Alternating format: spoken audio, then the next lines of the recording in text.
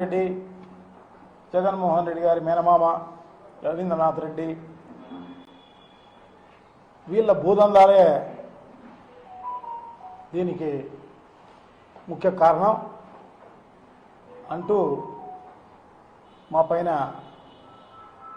ఆరోపణ చేయడం జరిగింది. చంద్రబాబే ప్రజలందరికీ తెలుసు, చంద్రబాబే నీచ రాజకీయాలు చేస్తాడు అని, నికృష్టపు రాజకీయాలు చేస్తారని, హత్యా రాజకీయాలు ఆద్యుడు ఆయనే అని ప్రజలందరికీ బాగా తెలుసు. హత్యా రాజకీయాలు చేయడం పూర్వం నుంచి మల్లెల బాజీ ఆత్మహత్య నుంచి మొదలుకొని రాఘవేంద్రరావు ఒక రిటైర్డ్ ఆఫీసరు ఆయన హత్య, వంగవీటి మోహన్ రంగా, సో ఇట్లా చెప్పబడితే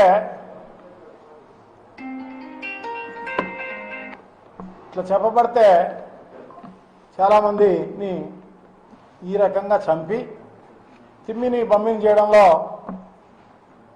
ఈయన నిష్ఠాతుడు కాబట్టి అది ఇంకొకరి పైన బురద జల్లే కార్యక్రమం చేసిన పరిస్థితి మనం గతంలో చూసాం, ఇప్పుడు చూస్తున్నాం. మరి ముఖ్యంగా రాజారెడ్డి గారి హత్యలో ముద్దాయిలను నెలపాటు ఆశ్రయం ఇచ్చింది ఎవరు? అంటే నువ్వు వెనకుండి రాజారెడ్డి గారిని చంపించినావనే కదా ఉద్దేశం.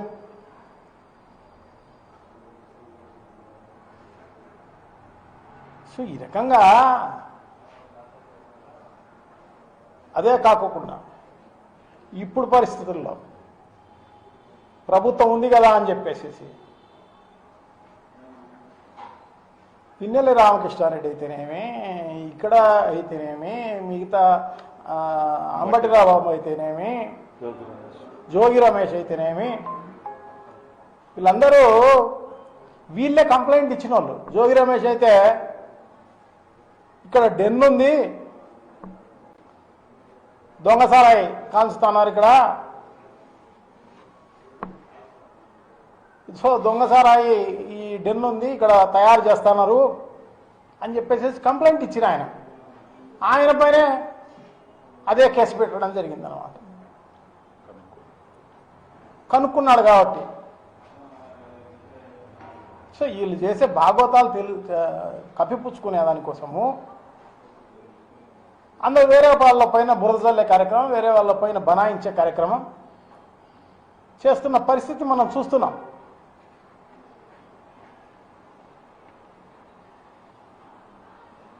చాలా దారుణం.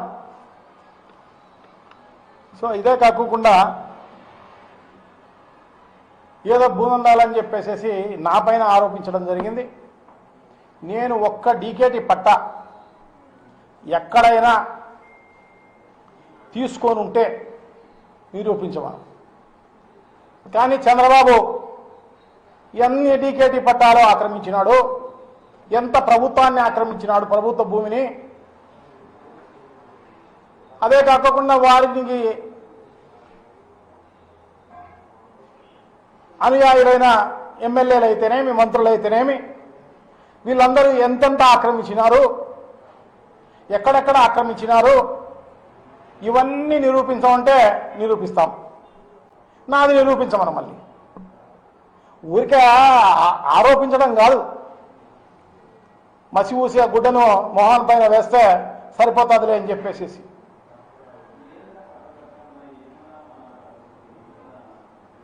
ఏ దానిపైన కూడా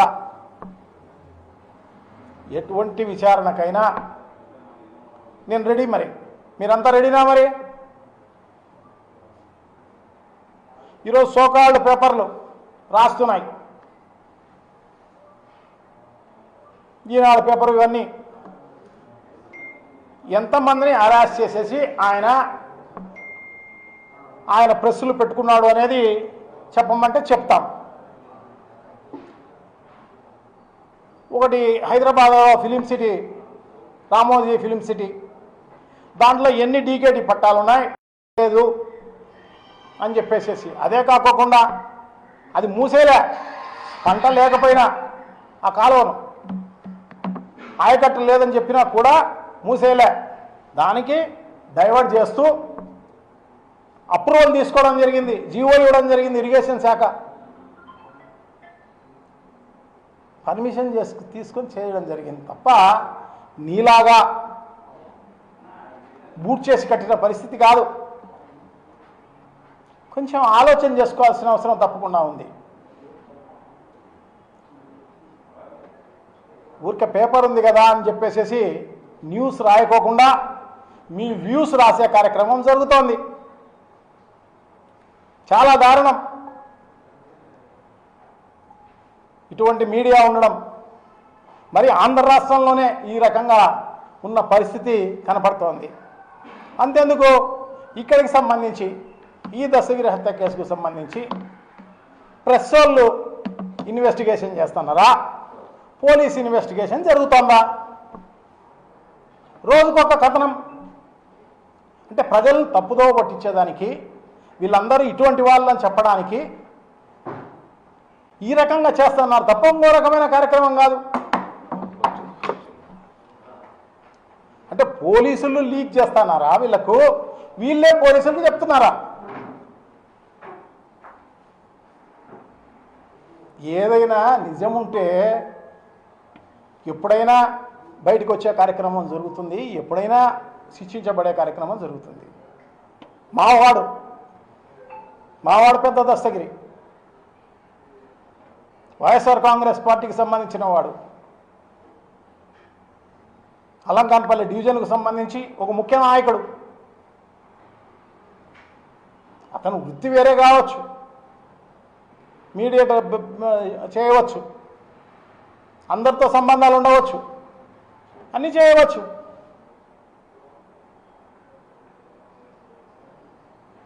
వైఎస్ఆర్ కాంగ్రెస్ పార్టీ వాడు చనిపోతే మేము తెలుగుదేశం పార్టీ వాళ్ళ పైన మేము అభియోగం చేయాలి. అది పక్కన పెట్టి ఆశ్చర్యం. ఎందుకంటే దస్తగిరి హత్య కానీ చనిపోవడం కానీ నిజంగా అటువంటి చావు వచ్చే వ్యక్తి కూడా కాదు. అతను చాలా మంచివాడు, అందరితో బాగుండేవాడు, కలుపుకోరతనంగా ఉండేవాడు. ఒక వైఎస్ఆర్ కాంగ్రెస్ పార్టీతోనే కాదు, ఈ జిల్లాలో ఉన్న చాలామందితో, ప్రముఖులందరితో మంచి పరిచయాలు ఉన్నవాడు. దురదృష్టకరం. ఏదో సామెత ఉంది, మొగుడు చనిపోయి ఆయన ఉంటే ఎవడో ఇంకొకడు వచ్చి రాయి వేసినాడట. అట్లా ఉంది. మేము మా మనిషి మా వైఎస్ఆర్ కాంగ్రెస్ పార్టీ నాయకుడు చనిపోతే మేము బాధపడుతూ మేముంటే వాళ్ళు వేసే కార్యక్రమం జరుగుతోంది. ఒక పథకం ప్రకారం రోజుకొక కథనం ఆ రకంగా రాస్తూ వైఎస్ఆర్ కాంగ్రెస్ పార్టీకి ఎలా అంటగట్టాలా అని చెప్పేసి ఇదంతా తెలుగుదేశం పార్టీ సెంట్రల్ ఆఫీస్ నుంచి స్క్రిప్టు అందరికీ రోజుకో రకంగా రాసే కార్యక్రమం అన్నమాట. చిన్నగా వైఎస్ఆర్ కాంగ్రెస్ పార్టీకి, తర్వాత వైఎస్ఆర్ కాంగ్రెస్ పార్టీ నాయకులకు, తర్వాత వైఎస్ఆర్ కాంగ్రెస్ పార్టీ బంధువులకు, తర్వాత జగన్మోహన్ రెడ్డి గారికి, ఆ రకాల తర్వాత తాడేపల్లికి సంబంధించి అక్కడి నుంచి వచ్చింది. నిజంగా ఎంత దారుణం. చిన్న ఇష్యూ, ఒక బంగాకు సంబంధించిన గ్రూపు ఆ రకంగా చేస్తే, ఆ రకంగా జరిగితే దాంట్లో ఇన్వెస్టిగేట్ చేసి నిజాలు నిగ్గు తేల్చాల్సిన అవసరం తప్పకుండా ఉంది. ఏం దానికో ముడిపెట్టి, ఎందుకంటే ఆ ప్రభుత్వ వైఫల్యాన్ని కప్పిపుచ్చుకునే దానికోసం ఈ రకంగా చేస్తున్న పరిస్థితి అన్నమాట. ఇప్పుడు మొత్తం రాష్ట్ర వ్యాపితంగా బంగాకు విచ్చలవిడిగా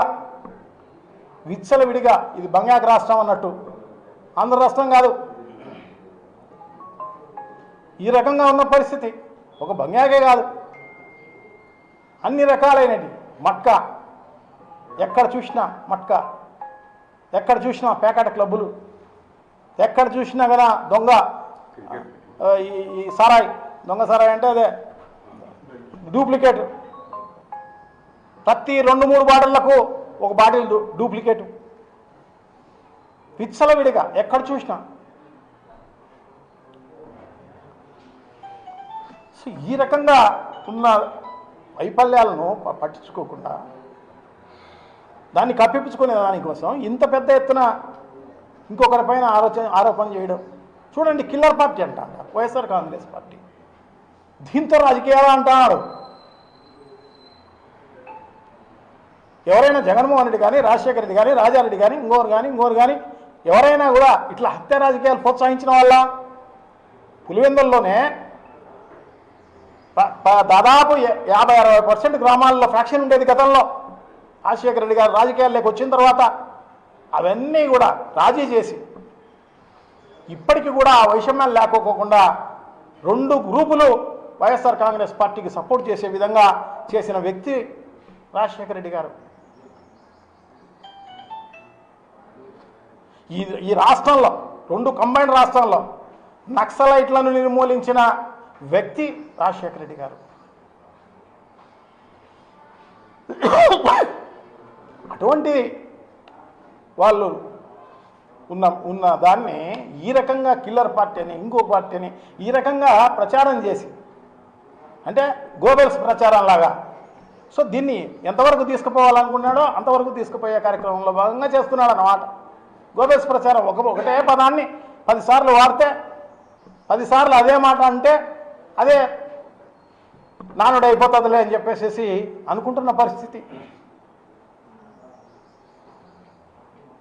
గోబెల్స్ కూడా సిగ్గుపడిండు బతికుంటే. ప్రజలకు అన్నీ బాగా తెలుసు, నువ్వు ఏం చేస్తున్నావు అనేది కూడా బాగా తెలుసు. వాళ్ళు ఏ టైంలో రిఫ్లెక్ట్ కావాలనో ఆ రిఫ్లెక్ట్ అయ్యే కార్యక్రమం జరుగుతుంది. వైఎస్ఆర్ కాంగ్రెస్ పార్టీకి రేపు రాబోయే కాలంలో బ్రహ్మరథం పట్టే కార్యక్రమం జరుగుతుంది. 175 సీట్లకు 175 సీట్లు వచ్చే కార్యక్రమం జరుగుతుంది. నువ్వు చేసే డ్రామాలు, నువ్వు చేసే ఇవన్నీ కూడా ప్రజలకు అన్నీ బాగా తెలుసు. అసహించుకుంటున్నారు. ఒక్కటే మీకు సంబంధించి అనేక రకాలుగా వైఫల్యాలు ఈ ప్రభుత్వాన్ని చేపవచ్చు. ఈ 2 ఏళ్ల కాలంలో ఒక్క రైతుకు నువ్వు దానికి మద్దతు ధర ఇచ్చి కొనుక్కోవడం జరిగిందా? 1 కేజీ అన్న? ఈ రోజుకు వరికి సంబంధించి కూడా 30 కేంద్రాలు పెడతామని చెప్పి ఈ జిల్లాలో ఒక్కటి పెట్టిన పరిస్థితి లేదు. సీజన్ కూడా ముగుస్తుంది. ఉన్న వరి ధాన్యం కూడా ఎవరికో వారికి తక్కువకో ఎక్కువకో అమ్ముకునే పరిస్థితి. అన్నీ అమ్ముకున్న తర్వాత 1-2 పెట్టి మేము పెట్టినామని చెప్పేసి చెప్పుకుంటున్న పరిస్థితి తప్ప వేరే ఏం లేదు. నువ్వు రైతులకు మేలు చేయడం లేదు, వ్యవసాయానికి పెద్దపీట వేసిన పరిస్థితి లేదు, వాళ్ళకు 0 వడ్డీ ఇచ్చిన పరిస్థితి లేదు, పెట్టుబడి నిధి కింద ఇచ్చిన పరిస్థితి లేదు.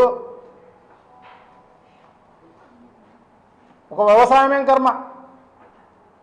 విద్యకు సంబంధించి ఇంతవరకు ఫీ రీఎంబర్స్మెంట్కు సంబంధించి ఎవరికి కూడా ఇచ్చిన పరిస్థితి లేదు. ఈరోజు పిల్లలందరినీ కూడా బయటికి తరిమేసే కార్యక్రమం జరుగుతుంది పరీక్షలు రాయనీకోకుండా. చాలా దారుణం. విద్యకు సంబంధించి, నిరుద్యోగులకు సంబంధించి వాళ్ళకంతా 3,000 రూపాయలు నిరుద్యోగ వృత్తి ఇస్తామని చెప్పేసి అది ఎగరగొట్టిన పరిస్థితి. ఉద్యోగస్తులకు అయారిస్తామని చెప్పి వాళ్ళకి ఇచ్చిన పరిస్థితి లేదు.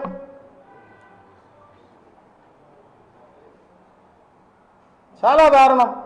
వైద్యానికి సంబంధించి ఈరోజు ఆరోగ్యశ్రీ అనేది నెట్వర్క్ హాస్పిటల్లో లేవు, ప్రైవేట్ హాస్పిటల్కి సంబంధించి వాళ్ళు స్ట్రైక్ చేస్తున్న పరిస్థితి ఈరోజు కనపడుతోంది. అంటే నువ్వు డబ్బులు ఇవ్వలేని పరిస్థితిలో ఉంది కాబట్టి ఈ రకమైన పరిస్థితి. అంతకుముందు ప్రభుత్వంలో కూడా నువ్వు 1200 కోట్ల రూపాయలు బాకీ పడింటే అవన్నీ కూడా జగన్మోహన్ రెడ్డి గారి ప్రభుత్వం తీర్చడం జరిగింది నెట్వర్క్ హాస్పిటల్స్. కానీ 3,55,000 కోట్ల రూపాయలు అప్పు అయితే చేయడం జరిగింది. ఇంత అప్పు చేసి ఒక్క సూపర్ 6 కానీ సూపర్ 7 కానీ సరిగా ఎక్కడా అమలు చేసిన పరిస్థితి లేదు. లేకపోయినా ఇంత అప్పు చేసి ఏం చేస్తున్నావు? ఆ డబ్బులు శ్వేతపత్రం రిలీజ్ చేయాల్సిన అవసరం తప్పకుండా ఉంది. ఇదే కాదు, ఎక్కడ చూసినా భూపందారాలు నీ బినామీలకు, నీకు కావలసిన వారికి, నీకు 90 పైసలకు 70 పైసలకు ఇచ్చే కార్యక్రమం జరుగుతోంది. ఇవన్నీ ఉరకపోవు. డెఫినెట్గా ఇవన్నీ కూడా ముందుంది ముసళ్ళ పండగ. ఈ రకంగా భూపందారాలన్నీ కూడా చేసి వైజాగ్లో అయితేనేమి, విజయవాడలో అయితేనేమి, ఇంకోటి అయితేనేమి, ఇవన్నీ కూడా. ఇదే కాదు, అమరావతికి సంబంధించి కూడా పనులు అని చెప్పేసేసి నువ్వు 52,000 కోట్ల రూపాయలు టెండర్ పిలిచి ఆ మొబిలైజేషన్ అడ్వాన్స్ కోసం నువ్వు ఆ టెండర్లు పిలవడం జరిగింది తప్ప ఇంతవరకు ఆడ ఒక ఇటుక పెట్టింది లేదు, ఒక తట్టెడు సిమెంట్ కూడా వేసిన పరిస్థితి లేదు. 5,200 కోట్ల రూపాయలు బైబ్యాక్లో మనకు వచ్చింది కాబట్టి దానికోసమే మనం పెట్టడం జరిగింది. అంటే ప్రభుత్వ డబ్బును ఎలా మన జోబిలోకి రావాలా అనేది ఆలోచన చేసి చేయడం జరుగుతుంది తప్ప నువ్వు ఇంకో రకమైన కార్యక్రమం కాదు. ఇదొకటేనా? పోలవరంకు సంబంధించి కూడా అది కూడా ఊరిక టెండర్లు పిలిచి గతంలో ఉన్న టెండర్లు క్యాన్సిల్ చేసి దానికి మొబిలైజేషన్ అడ్వాన్స్ ఇచ్చి, గతంలో లేదు జగన్మోహన్ రెడ్డి గారి పరిపాలనలో మొబిలైజేషన్ అడ్వాన్స్ అనేది, రివర్స్ టెండరింగ్ ఉండేది. అది పోయి ఈరోజు బుద్ధి పుట్టినట్టు పెంచి టెండరు ఎస్టిమేట్స్ అన్ని పెంచి మొబిలైజేషన్ అమౌంట్ తీసుకునే కార్యక్రమం జరుగుతోంది. భూపందేరాల రకంగా చేసే కార్యక్రమం జరుగుతోంది. ఎక్కడ పడితే అక్కడ. చాలా దారుణం.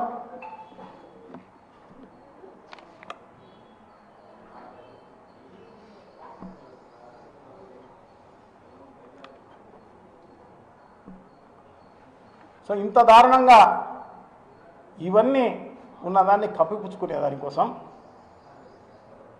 ఈ రకంగా ఇంకొకరిపైన బురద జల్లే కార్యక్రమం చేస్తున్న పరిస్థితి పక్కన పెట్టి ఈ రకంగా చేసే కార్యక్రమం జరుగుతోంది కాబట్టి సో తప్పకుండా ఇవన్నీ కూడా ప్రజలంతా గమనిస్తూనే ఉన్నారు.